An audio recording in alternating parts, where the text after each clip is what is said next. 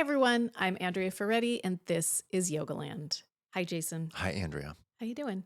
I'm doing great. Doing great. This is part two. If you haven't listened to part one, this is still going to be completely worth your time and make sense. But this is part two of a verbal communication, verbal cueing skills improvements conversation. Yes. Yeah. And so what are we going to focus on specifically today? Okay. There is a question that came up in my 300-hour training by a very good, skillful yoga teacher. And she raised her hand and she said, I have a question about a really common cue. And this light bulb went off in my head.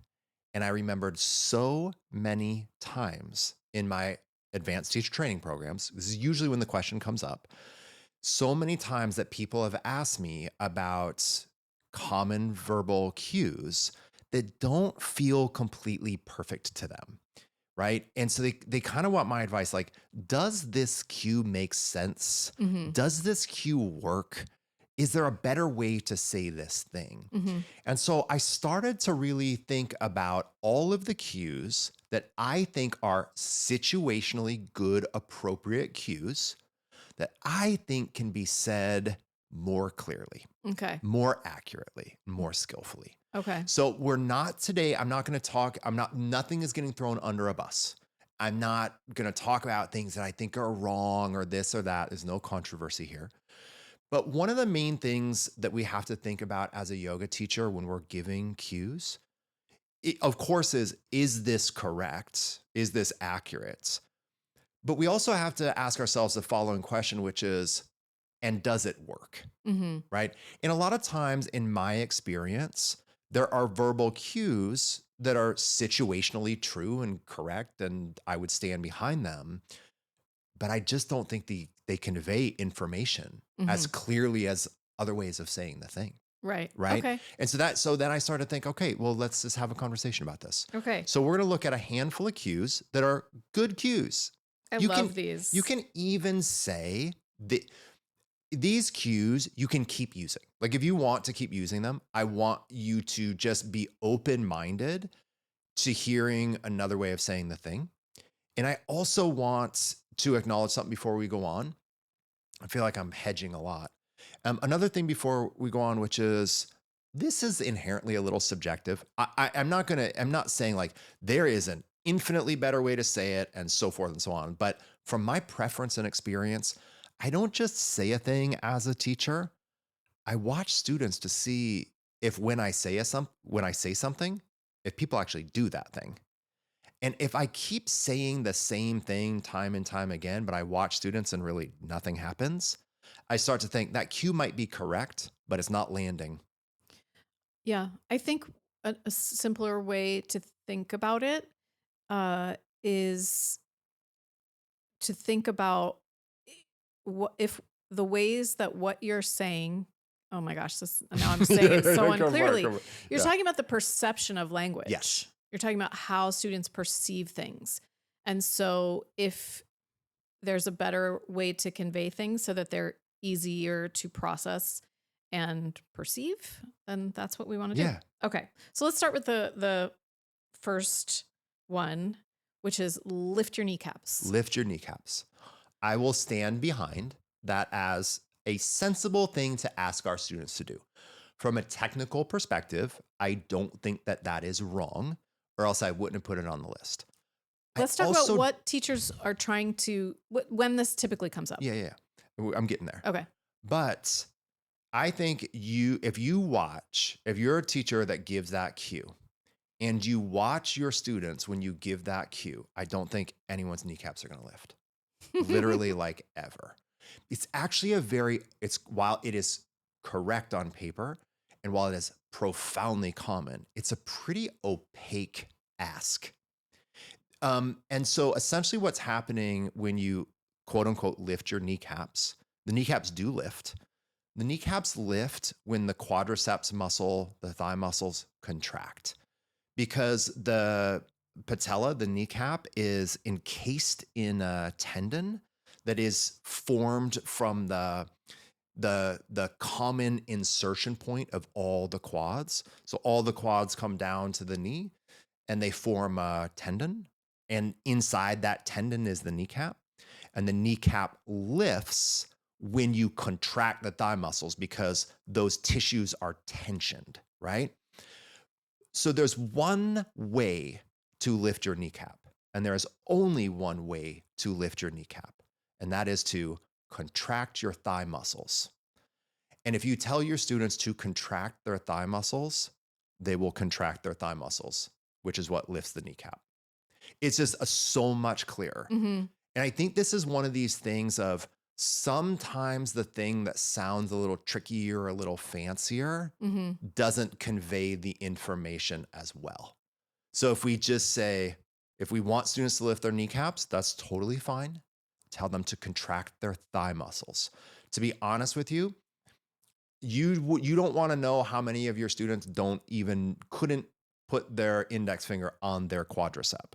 So you can say quadricep. That's not too far off the mark, but the quadriceps are just the thigh muscles, Mm-hmm. Mm-hmm. right? And so saying contract your thigh muscles is going to get the action of lifting the kneecap, in my experience, way better Mm-hmm. than telling someone to lift their kneecap. Right. It's like lift your kneecap is thinking about this now.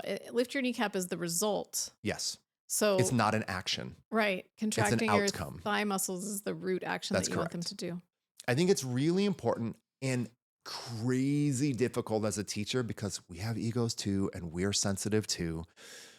It can be very difficult to not be attached to how you say what you say. As well as you can, try not to be attached to how you say what you say. Be attached to getting a positive outcome. Mm-hmm. So if there's a way to get a better outcome, focus on that. Be willing and open to that. Okay. All right. The next one, I mean, should be canonized, this expression, tuck your tailbone. Tuck your tailbone. Now, we're going to have a lot of listeners that are like, yeah, tuck your tailbone is wrong. Tuck your tailbone is not wrong. It's not wrong, but I think it's a very awkward and confusing thing that we're trying to communicate when we do that. So let me just say this. There are plenty of situations in which tucking the tailbone is good, healthy, and appropriate. Because what is the result of tucking the tailbone? What is that action? That action is posterior pelvic tilt. No one on the planet can individuate their coccyx relative to their sacrum and relative to their ilium. So if you tilt one part of the pelvis, you tilt the totality of the pelvis. So tucking the tailbone is posteriorly tilting the pelvis, which I also think is a pretty bad cue in most situations. I think it can be technically correct. So let me just stand on this point a little bit longer. Tuck your tailbone, or even if we broaden it out to posteriorly tilt your pelvis, that was probably a cue that was very overused, and we don't want to use it unconsciously. We don't want to use it reflexively. We don't want to use it all the time. We don't want people to flatten their lumbar in most situations. But posteriorly tilting the pelvis in some poses sometimes is totally appropriate, right? So we're still getting in there. But here's the thing.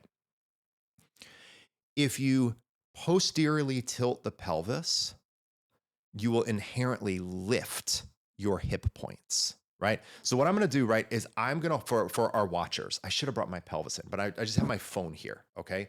So I'm going to pretend that this phone is a pelvis. And so there's the front side that I'm touching right now. We can imagine we have the front of the pelvis, which are, I'm pointing out, we can pretend these are the hip points. And then on the back side is the tailbone. So again, I can't tilt, rotate, or move one part of this iPhone or one part of my pelvis independently. I promise you can't. So when I tuck the tailbone or when I posteriorly tilt my pelvis, I lift my hip points. When I lift my hip points, I posteriorly tilt my pelvis. So tucking the tailbone is the same thing as lifting your hip points. It achieves the exact same action, but there's a big difference. People know where their hip points are, and you can socially very comfortably tell everybody take your fingertips to your hip points, holding your hip points, lift them up as if you're drawing up suspenders. If you tell someone to do that, that is going to have a much more immediate, understandable impact than telling people to tuck their tailbone. They don't know where people, I'm telling you, they don't know where the tailbone is. And for those of you that do know where it is deep down in there. It's like really deep down in there. I don't think people have a kinesthetic sensory feel for it. Whereas if you tell them, hey, hip points are those bony knobs on the front of the pelvis, lift them up right now as if you're lifting suspenders. Mm-hmm. It's going to have an immediate posterior pelvic tilt, which is what we're trying to do in that whole run of the game. Okay. Yes. Yep. I do think it is more, again, like a more proactive cue, like starting more with the proactive than the reactive. Anyway, Yeah. okay. Can I pause one more? Mm-hmm. There's a lot of times people will try to skirt it because they'll be like, well, tuck the tailbone, I think has like a bad rap. So how about we lengthen the tailbone? Well, Mm-hmm. that just got way more confusing. Or how about we lengthen the sacrum? Because people will start to be like, I don't know, the tailbone's weird. All of those cues are doing the same thing. They're rotating the pelvis backwards on the thighs. But if you just think about what's happening on the front of the pelvis, it's lifting. Mm-hmm. You can see it. Like you can literally, that's another thing. Not only can you touch it, you can have a student look down, look at your hip points. That's the front rim of the pelvis. Draw up. Perfect. So Right. clear. Yep. So clear. Okay. All right. The next one is externally rotate your X, Y, or Z. Okay. Yeah. So externally rotating and internally rotating are totally good cues. There's times you want to internally rotate the arm. There's times you want to internally rotate the shoulder and vice versa. We want to externally rotate this. We want to externally rotate that. The challenge is most people get really confused when it comes to rotation. If you took a mixed level class and had them reach their arm out in front of them and said, internally rotate your right arm, 50-50. Yeah, that's pretty hard for people. Now, even worse, if you took an advanced teacher training, had them reach their arm overhead and said, internally rotate your arm, 50-50. Mm-hmm. Rotation's confusing. Mm-hmm. And it's really, you have to have a lot of experience and you have to really understand anatomical neutral in order to understand how rotation is oriented when the body parts are in different positions. Right. Okay. So totally appropriate cue. And I just want to say, I still use this all the time. I will still always use these things, but I think the best thing to do when you are teaching rotation is to have people first look at the thing, second, tell them to turn it, and tell them what to turn it towards. Okay. So I'm going to give a couple of things, but along with this is getting pretty picky, but I think it's important. It's kind of finishing your prepositional phrases. So if I tell someone, if they're reaching the arms overhead and I tell someone, look up, now rotate your arms so your palms start to face backwards. That's external rotation. Mm-hmm. That's going to get way better results than if people arms are up and I say externally rotate your arms, right? Same thing. If the arms are up overhead and I say, look up at your hands, now rotate your arms so your palms face forward. That's internal rotation. Everyone's going to do that and everyone's going to get it right. But if I'm reaching the arms up overhead and I say internally rotate the arms, I'd say less than 10% of people in that class are going to do anything. So now that it's not the world's biggest deal, but if you really want someone to do the rotation well, and it's an important cue that you value, I think the best thing is to literally have them look at X and tell them what to turn it towards. Another example would be something like down dog, right? Someone's in down dog. Look at your hands, grip the mat, and create the action as if you're turning your hands in towards each other. That's going to internally rotate the arms way better than just saying, down dog, everyone internally rotate the arms. Yeah. Or look at your hands, create the action of turning the hands away from each other. That's going to have everyone externally rotate the arms If you just tell your students in down dog, externally rotate the head of the humerus, that's a tough ask. So, what did you mean by finish your prepositional phrases? Towards. Okay. So, give me an example of not finishing your prepositional phrases. Like, what do you hear people Externally say? rotate your arms. Okay. Okay. Yeah. So saying adding a clause like Adding a toward clause. the Yeah. blah. Yeah. Gotcha. Yeah. Okay. Or because a lot of times people will just say like externally rotate, internally rotate. Okay. Gotcha. Yeah. So use landmarks. Yeah. Use landmarks. Look, use landmarks. And I would actually say turn. Yeah. You can say rotate. You can say rotate. Turn. But everybody, as yoga teachers, do it like literally as everyone should go on a little Yogaland side quest. Everyone who's listening to this episode should tonight or tomorrow or the next time you teach a class have people just reach the arms up overhead, and then you make sure you know what external rotation is and tell everybody externally rotate their arms. See what happens. Yeah. And then 3 minutes later, tell everyone, look at your hands, create the action of rotate the arms so the palms face backwards. Do you find that it's harder for people with their arms than their legs? No. Okay.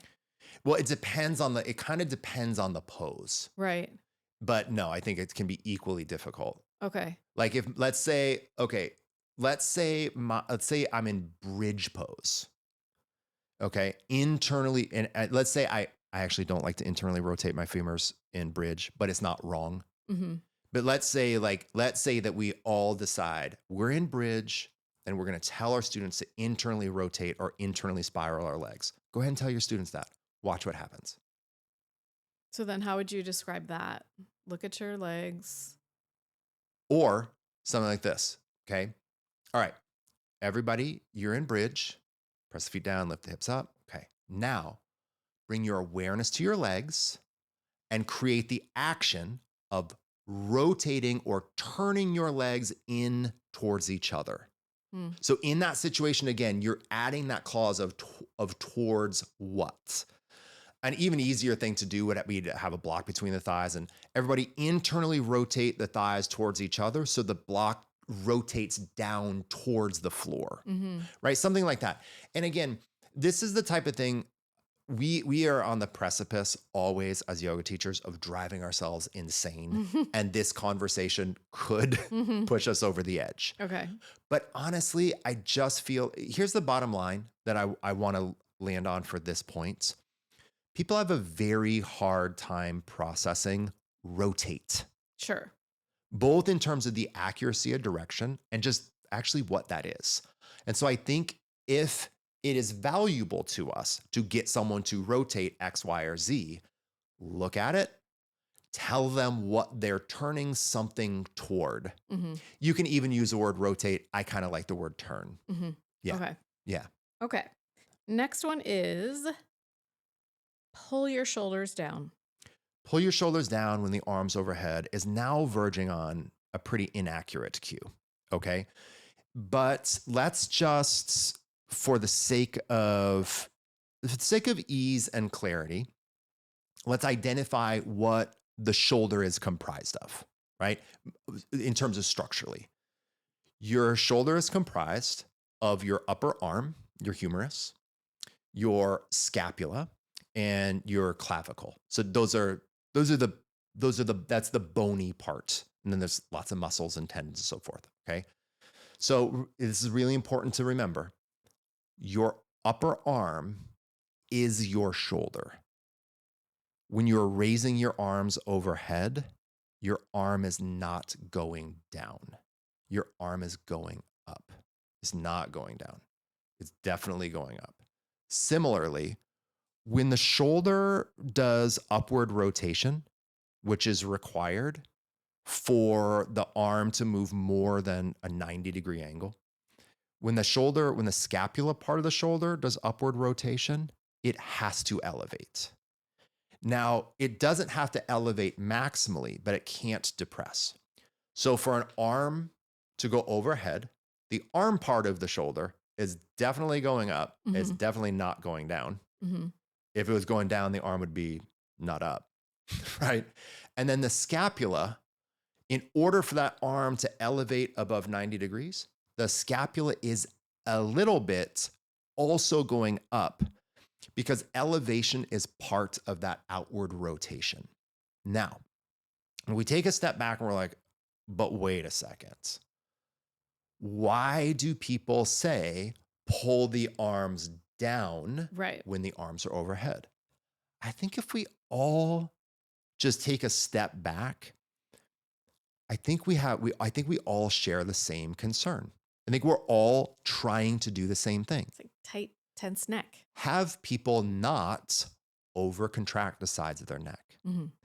So when we are saying pull the error in saying pull your shoulder down is the humerus is not being pulled down, and too much downward pull of the scapula when the arms are overhead is a real impingement risk. It's a technical error.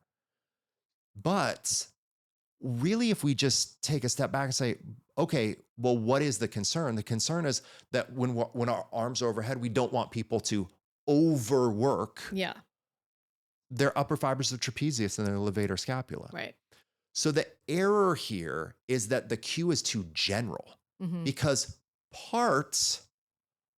the majority of the shoulder when the arm is going overhead is in fact elevating. This measurable.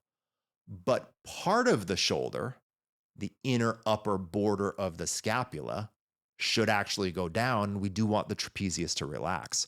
So the error is the cue is too broad. It's too general. This is when we're cueing shoulder, especially shoulder overhead, we just have to be a little bit more specific. So instead of telling people to pull their shoulders down, let's speak to the direct concern. You're reaching up through the arms? Great, keep reaching through the arms. Relax the sides of your neck.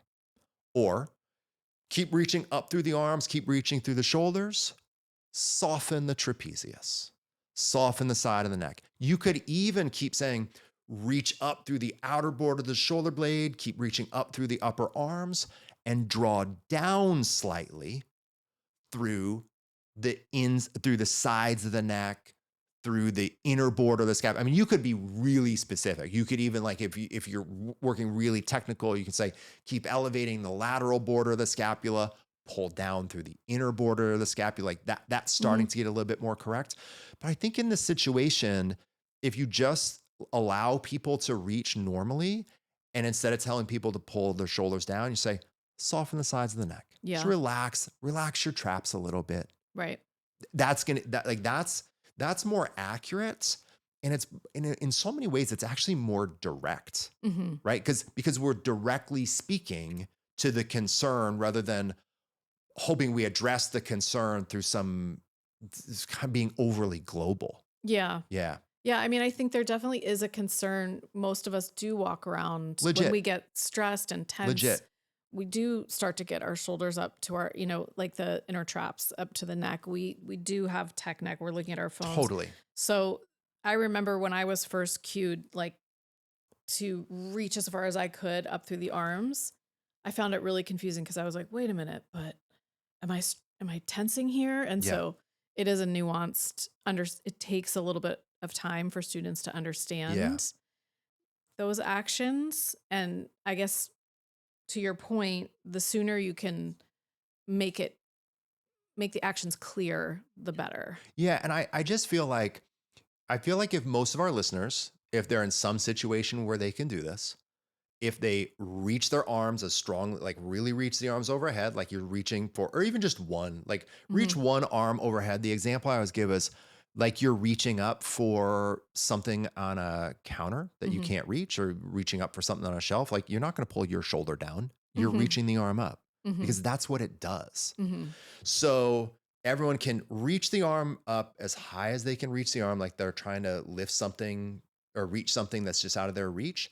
Keep that sense of reach and then gently draw down and soften along the side of the neck. Then we start to get through that sweet spot, and it's a more technically accurate cue. But more importantly for our conversation today, I think it's a much more effective cue. Yeah. We're speaking to the issue directly rather than indirectly. Right. Yeah. Okay. Next one, microbend your. X, Y, or Z. Microbend your elbows, microbend your knees, microbend your this, microbend that. Now, again, situationally, this can be correct. Okay. So let me be clear. If I want something to remain bent, not straight, but if I want something to remain bent, it's totally reasonable for me to say microbend. And I'm going to give you an example where I don't use the language, but I think it's as good as anything else. Let's say I'm working standing poses, standing balances, right? Let's say I'm working standing balances and I want to be less rigid, right? I want like a little more responsiveness and like a little bit more ease. Then micro bending my standing leg, my standing knee might be perfect because that makes it clear to myself and the student that I'm not bending the knee into Utkatasana, but just like a little micro bend, tiny bend. But what we want to be clear on is micro bend is a good cue if you want the thing to be bent. It is a very bad cue if you just want it to not be hyperextended. Mm-hmm. Because micro bent is not going to get your student to go straight. Micro bent is going to get them to be bent. Mm-hmm. And a lot of times it's used to get people out of hyperextension, and in which case it's not going to help. I shouldn't say it's not going to help. I should say I believe that it's an overcorrection. Yeah. Because now we've sacrificed beyond zero. We've a little bit bent the wrong way to now a little bit bent the right way. And I guess if you could have one or the other, maybe it's preferable to have it slightly bent, but micro bent is also, in my experience, not clear communication to facilitate muscular activity. Mm-hmm. Is not. And that's a lot of times people will say, oh, I like to have people micro bend something because that engages stuff. No, it doesn't. I think it's almost always going to slacken things unless you have someone create a micro bend and then create counter resistance. And then against that imaginary resistance, re-straighten the leg. Like, so for example, if I don't want, let's say I want to train someone to find straight in their elbows as opposed to hyperextended in their elbows. I could have someone straighten their elbow out to the side, tell the elbows in hyperextension. Then I could say microbend it. Now I could say with it microbended, imagine there's an incredibly heavy weight in your hand and you're having to engage your biceps strongly to keep that weight as it is. Now, maintain that engagement with your biceps, keeping that engagement. Now engage your triceps as well and tell the elbows straight, not bent backwards. That's a lot of language. That's a lot of words. Yeah. Right? So again, I just want to circle back to if as a teacher you use the word microbend, or if you use the cue microbend, I want you to really think, what are you trying to get someone to do? If you're trying to get someone to be straight, it's not a good cue. Right. If you're trying to get someone to engage more, it's not a good cue. It's the beginning of a good cue. If you're trying to get someone to be actually micro bent, like tiny bit bent, if that's what you're looking for and you're sure that's what you're looking for, it's a great cue. For me, microbending is a good idea when I am going deeply into a forward bend because Your knees. Mm-hmm. Okay. Because sometimes if I am not warmed up enough and I don't microbend, I risk stretching the hamstring attachment. Totally. So that's where it works for me. If I'm doing a standing balance, it doesn't make sense. Because you would prefer a straight leg. Yeah. Yeah. Yeah. And it's really, really hard to, like you said, engage the muscles that you need to be stable in a standing balance if you're trying to, at the same time, microbend. So for me, I have a really hard time balancing. Like, I'm a poor balancer. And so it's kind of like if I were trying to stand up on a skateboard, I would not straighten my legs. I would bend my legs. Hmm. It's the same thing, that bending of the knee a little bit in standing balances for some people can just help them ride the movement a little bit better. So I, in most of my standing balances, just bend the knee a tiny bit. Even on one leg, like a one-legged balance? 100%. Wow, Yeah, that's it's easier for interesting. me. That's so interesting. Yeah, Okay. Okay, do you want to do your honorable mention? big time. Engage your bandhas. Yeah. We talked about this in the previous class. Bandhas. Engager Bondas is, to me, an example of relying pretty heavily on jargon or existing knowledge. And I think that I don't, and I think that that is a normal, natural, appropriate thing to do. But I also think those things that we take for granted, those like jargon-based things that all of a sudden come from another language, like that isn't our primary language. It's like all of a sudden thrown in. So those things that are an intense anatomical term, which we'll talk about in a moment, that isn't always part of a shared community, I think at least from time to time, we should also tell people what that is in simple, clear terms. I think this is important not just for the students.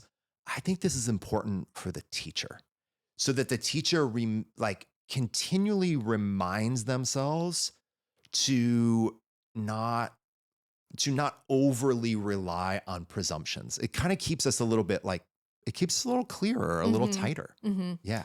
Yeah. If you can't describe how to do something that is like you used this phrase earlier, like an inside baseball term, then probably shouldn't do that thing. Yeah.